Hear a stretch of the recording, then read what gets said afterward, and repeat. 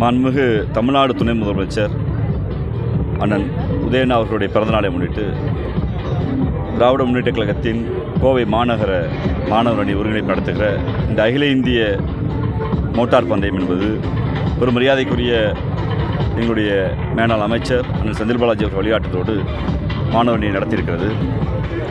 எப்போதும் இந்தியாவிற்கு சில விஷயங்களை தமிழ்நாடு வழிகாட்டி கொண்டே இருக்கும். நீதி கட்சிகள் ஆட்சி காலத்தில் சம வாய்ப்பையும் சம உரிமைக்கும் வழிகாட்டியது. தந்தை பெரியார் காலத்தில் சுயமரியாதைக்கு வழிகாட்டியது. பேரறிஞர் அண்ணா காலத்தில் மாநில சுயாட்சி குறித்து வழிகாட்டியது.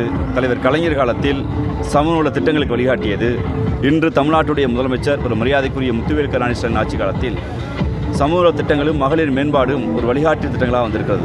அதேபோல் எங்களுடைய விளையாட்டுத்துறை அமைச்சர் அண்ணன் உதயண்ணா அவர்களுடைய விளையாட்டுத்துறை அகில இந்தியாவில் தமிழ்நாட்டில் புதிய இளைஞர்களை கண்டுபிடிப்பதற்கும் புது வகையான விளையாட்டுகளை அறிமுகப்படுத்துவதற்கும் ஒரு விளையாட்டின் தலைநகராக தமிழ்நாடு மாறியிருக்கிறது. அதனால் அவர்களுடைய பிறந்த நாளில் கோவை திராவிட முன்னேற்றக் கழகத்தின் மாநகர மாணவனி சார்பாக மரியாதைக்குரிய சகோதரர்கள் சிவபிரகாஷ், பைந்தமிழ் தம்பி, இங்கே இருக்கக்கூடிய அண்ணன் அருண், அண்ணன் பாண்டி, என்னுடைய மாநிலத்துறை செயலாளர் தம்பி விஜி கோகுல் உள்ளிட்ட தம்பி நந்து உள்ளிட்ட தம்பிகள் ஏற்பாட்டில் இங்கே இருக்கக்கூடிய மோட்டார் கிளப் அவங்களுடைய ஒருங்கிணைப்பு நடத்துகிற இந்த அகில இந்திய போட்டி இன்று இப்போது முடிந்திருக்கிறது.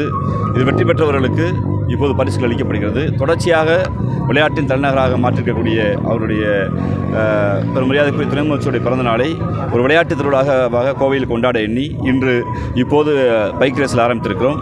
அடுத்து மட்டைப்பந்தாட்டம், கபடி, கேரம் என்று தொடர்ச்சியாக கோவை மாநகரம் முழுக்க ஒரு 10 நாளுக்கு விளையாட்டு போட்டிகள் இருக்கிறது. தொடக்க நிகழ்ச்சி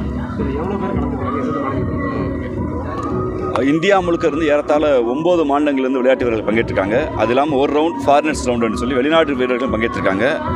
குறிப்பாக 18 ரவுண்ட் நடந்திருக்கிறது. ஜூனியர், சீனியர் என்று சில இடங்களில் பெண்களும் பங்கேற்றிருக்காங்க. ஆர்வமாக இந்தியாவில் மோட்டார் பைக்கில் தலை சிறந்த வீரர்கள் இந்த காலையிலிருந்து விளையாடி இதில் பங்கேற்றிருக்காங்க. மொத்தம் 18 கேட்டகரிஸ் நடந்திருக்கு. இல்லை, இது ஒரு பிறந்தநாளை முன்னிட்டு நடக்கிற நிகழ்ச்சினால அகாடமிக்கலான நிகழ்ச்சி இல்லை. அகாடமிக்கான நிகழ்ச்சியோ அரசு விழாவனா அடுத்த கேட்டகரி போவாங்க. இது திராவிட முன்னேற்ற கழகம் என்கிற ஒரு தனி அமைப்பு நடத்துகிற நிகழ்ச்சி.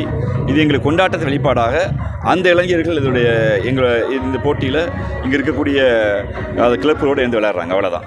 18 கேட்டகரின்றது ஏஜ் கேட்டகரியா இல்லை பைக்கினுடைய சிசி கேட்டகரியா? சிசி கேட்டகரிஸ் இருக்குது. ஏஜ் வயதாகவும் ஓட்டுகிறவருடைய அந்த திறன், அதாவது ஓடுகிற வண்டியோட திறன் பொறுத்தும் கேட்டகரி பிரிக்கப்பட்டிருக்கு. 2 வகையான கேட்டகரி இருக்குது. வயதை பொறுத்து இருக்குது, ஆண் பெண் இருக்குது. இது தவிர்த்து ஓடுகிற பைக்குடைய அந்த குதிரை திறனை பொறுத்து இருக்குது. ஏறத்தாழ ஒரு 15 to 20 பெண்கள் பங்கேற்றிருக்காங்க. அதில் ஒரு 4 ரவுண்டு அவங்களுக்கு நடந்திருக்கு.